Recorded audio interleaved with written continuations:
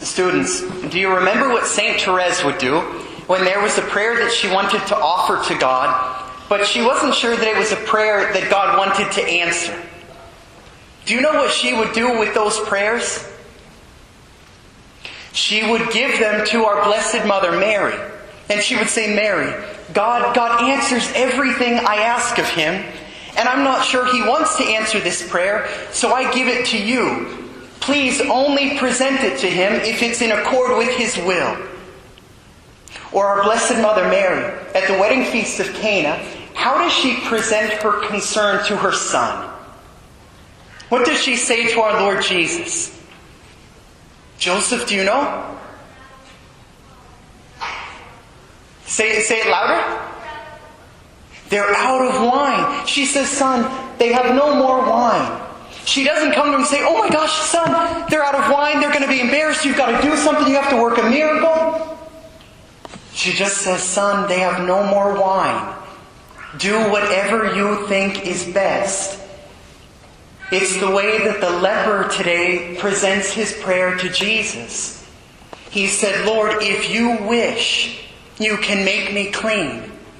Now, we forget what leprosy is really like. You remember the life of St. Damien of Molokai. Damien went to the land of the lepers. And he says when he first got there, he would go into the home of someone with leprosy. And he said the disease that was eating away at their body, it made them smell so terrible that oftentimes after he would visit them, he would have to go outside and he would get sick.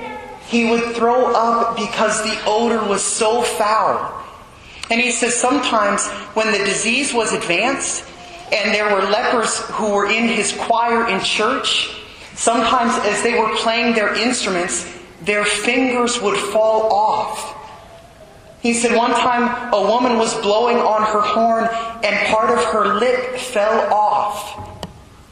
It's a disease that makes someone so repulsive looking. And what it says of the leper in the gospel today, it doesn't say a leper came to him. It says a man full of leprosy. Someone who had the disease so bad. And what does this man say to Jesus? He doesn't say, Lord, you're curing everybody else. I want to be cured too. I deserve this. He just says, Lord, if you wish, you can make me clean. He's so detached from his prayer, he's also saying, Lord, if you do not wish, then don't cure me. I trust that you know what is best for my life. Even if I don't understand why you would allow this disease, I will trust you. Maybe through this suffering, souls will be saved. Students, sometimes we are so attached to our prayers.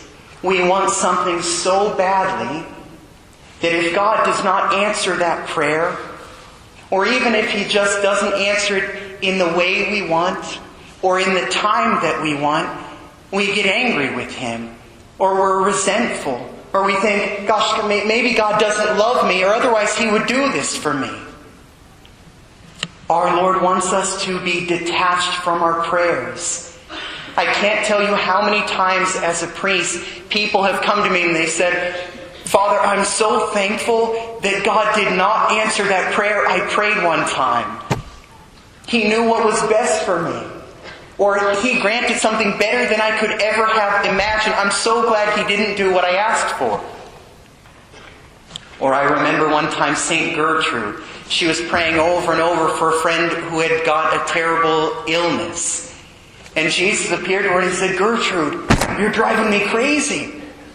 I gave that illness to your friend as a blessing.